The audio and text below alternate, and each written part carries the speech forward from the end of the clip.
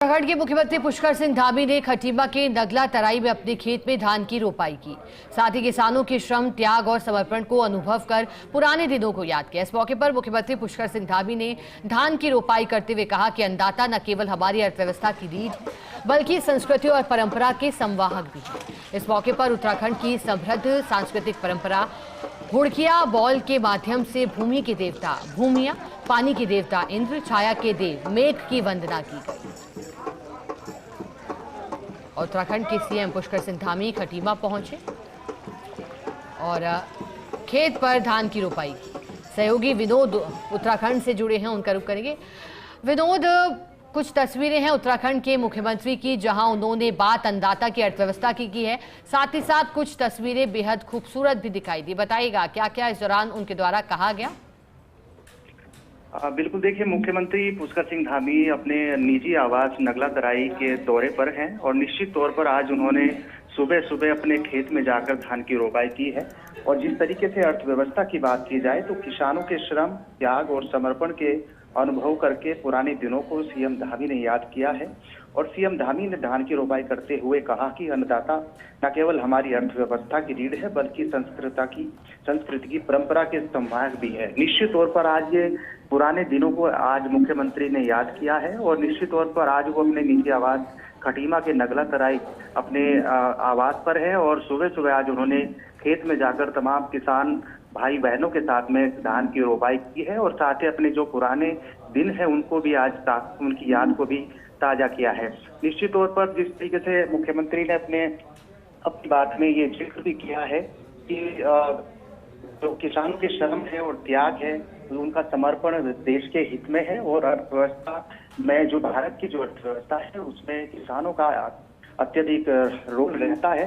इस अवसर पर उत्तराखंड की समृद्ध सांस्कृतिक परंपरा हुड़किया बोल के माध्यम से भूमि के देवी देवताओं को भी सीएम धामी ने याद किया है। निश्चित तौर पर एक भावुक करने वाला पल भी उन तमाम लोगों के लिए रहा है जब उस छोटे से क्षेत्र से निकलकर राज्य के यानी सूबे के मुख्यमंत्री के रूप में आज पुष्कर सिंह धामी को 4 साल हो गए हैं अपनी सेवा देते देते राज्य के मुख्यमंत्री के तौर पर। और आज सुबह सुबह आज अपने खेत में जाकर किसानों और तो तमाम जो किसान भाई बहन हैं उनके साथ में अपने खेत में धान की वो रोपाई कर रहे हैं। निश्चित तौर पर ये कि वह उनके जो पुराना अनुभव है उन्होंने अपने अनुभव को ताजा किया है और तमाम किसान भाई बहनों के साथ में अपना समय भी व्यतीत किया है। जी।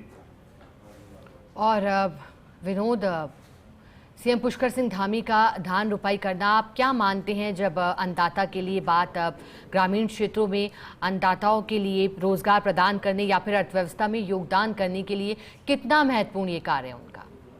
निश्चित तौर पर देखिए, किसान खासतौर पर अगर किसानों की बात की जाए तो किसान जो भारत की अर्थव्यवस्था है उसमें महत्वपूर्ण रोल अदा करता है। और निश्चित तौर पर इस संदेश को लेकर आज सूबे के मुख्यमंत्री पुष्कर सिंह धामी ने खेत में जाकर तमाम किसानों भाई बहनों के साथ में धान की रोपाई की है। और निश्चित तौर पर देखिए, जब सूबे के मुख्यमंत्री के तौर पर सीएम धामी धान की रोपाई कर रहे हैं, निश्चित तौर पर एक ये महत्वपूर्ण और ये अवसर भी महत्वपूर्ण है क्योंकि अधिकांश तौर पर इस तरीके की तस्वीरें और इस तरीके की वीडियोस बहुत कम आती हैं। और जब एक सामान्य तरीके से जब एक मुख्यमंत्री अपने खेत में जाकर किसानों के साथ में बातचीत करता है, उनसे मिलता है, उनके साथ में धान की रोपाई करता है और उनके साथ में हाथ बटाता है, तो निश्चित तौर पर ये एक बहुत महत्वपूर्ण तस्वीर है। आज सुबह सुबह उत्तराखंड के खटीमा नगला तराई क्षेत्र की है और ये नगला तराई उनका निजी आवास है जहाँ पर वो विधायक के रूप में काम करते रहे हैं और अब आज राज्य के मुख्यमंत्री हैं। तो मुख्यमंत्री जब सामान्य तरीके से लोगों के साथ में बातचीत करे तो एक भावुक पल भी होता है और निश्चित तौर पर लोगों के लिए भी एक बहुत अच्छा एहसास की अनुभूति होती है कि राज्य का मुख्यमंत्री हमारे साथ में बातचीत कर रहे हैं और हमारे साथ में जो काम है उसमें हाथ बटा रहे हैं। और आज सुबह सुबह की तस्वीरें बहुत ही अच्छे अनुभव को लेकर आज आई है और राज्य के मुख्यमंत्री एक सामान्य किसान के रूप में आज खेत में उतरे और उन्होंने तमाम किसान भाई बहनों के साथ में हाथ बटाया और धान की रोपाई भी की।